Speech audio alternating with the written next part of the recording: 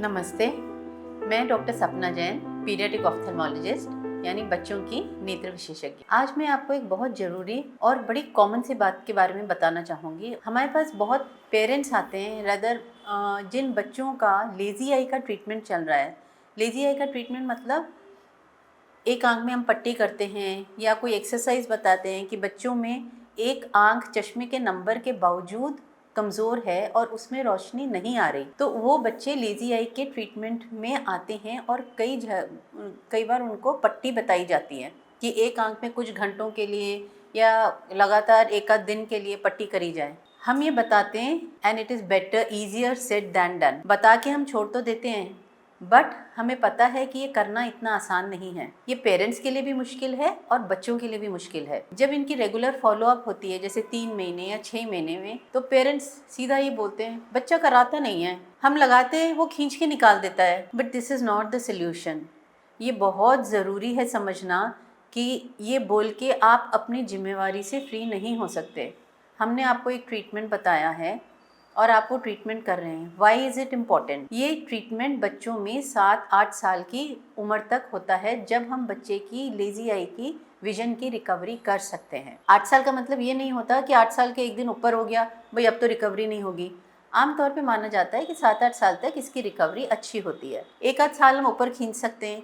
आजकल कुछ मशीनें आती हैं जो बोलते हैं, कंप्यूटर बेस्ड एक्सरसाइज हैं, कि हम बड़ी उम्र में भी ये रिकवरी दे सकते हैं। पर बड़ी उम्र में ये रिकवरी देने की गुंजाइश कम होती है, सक्सेस रेट कम होता है।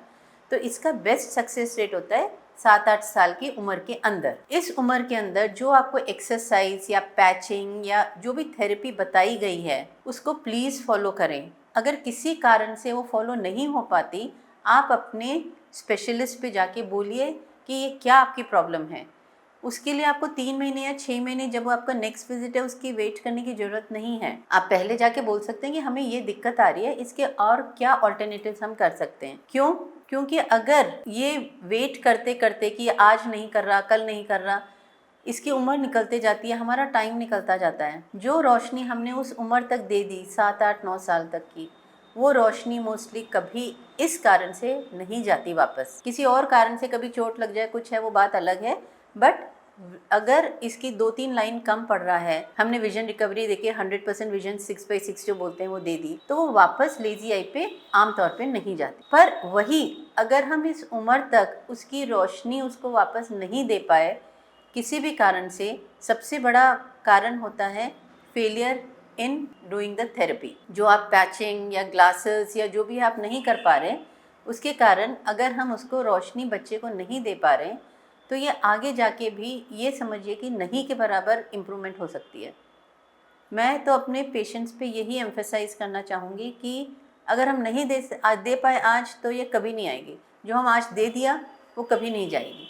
आप इसको उस सीरियसनेस से, उस इम्पोर्टेंस से समझ के इलाज करिए और बच्चों का सक्सेस रेट विजन इम्प्रूवमेंट का उसे बढ़ाइए। ये बहुत ज़रूरी है। अगर आपको कोई दिक्कत आ रही है, प्लीज़ अपने नेत्र विशेषज्ञ से जाके मिलें, उनसे अपनी प्रॉब्लम्स शेयर करें।